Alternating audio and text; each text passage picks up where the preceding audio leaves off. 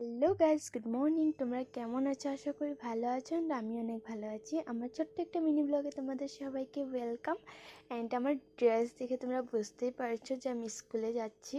And আজকে আমার last exam ছিল, তাই আমি অনেক খুশি ছিলাম। অ্যান্ড আমি এক জায়গায় যাবো এক্সামের পরে, বিকজ আমার অনেক কাছের একজন মানুষের বার্থডে আছে, তার জন্য গিফট কিনতে তোমাদের সাথে শেয়ার করব অবশ্যই।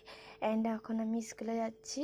অ্যান্ড স্কুল থেকে বাড়ানোর পরে আমি কোনো ভিডিও করিনি, ডাইরেক্ট বাড়ানোর পরে আমি ভিডিও করেছি। তো গাইস, আমরা যেখান থেকে কিনবো ভেবেছিলাম সেখানটা আর কিনতে পারিনি, বিকজ ওইখানে দোকান ছিল, বাট আমার মন পছন্দের দোকান ছিল না, তার জন্য ওইখান থেকে কিনিনি। মানে ওইখানে দোকানে দেখাচ্ছিল আমাকে অপশন, বাট আমি যেরকম চেয়েছিলাম সেখানে আমার মন পছন্দ গিফট ছিল না, তাই আমি ডিসিশন নিয়ে যে গোলাঘাট যাবো।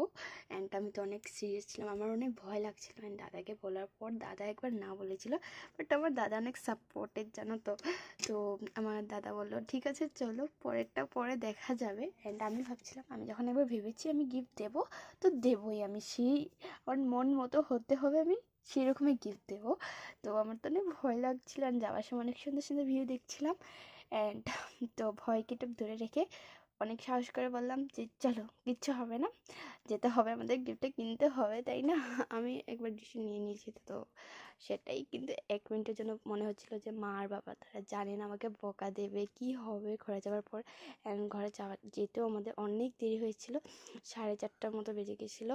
তাই আমি তো ভেবেছিলাম অনেক জলদি হয়ে যাবে, বাট দেরি হয়ে গেছে, আর কিছু করার নেই। বাট 1 মিনিটের জন্য আমার মনে হয়েছিল না, এখান থেকে ঘুরে যাই, যখন মা বাবা তারা জানে না তো কীভাবে যাই।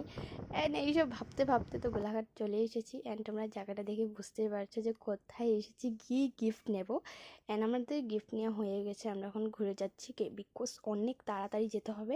মা বাবা তারা তো কলের ওপর কল করতে হচ্ছে যে কোথায় আছিস তোরা, তাড়াতাড়ি আয়। তো কিছু না, আর এখানে দেখো কি হচ্ছে, এখানে রাস্তা পার হতে আমরা পারছিলাম না। তো যে হোক ঘরে চলে এসেছি, আর এই যে গিফটটা আমার। তো চলো। এন্ড গাইস, ওখানে আমি ঘরে চলে এসেছি।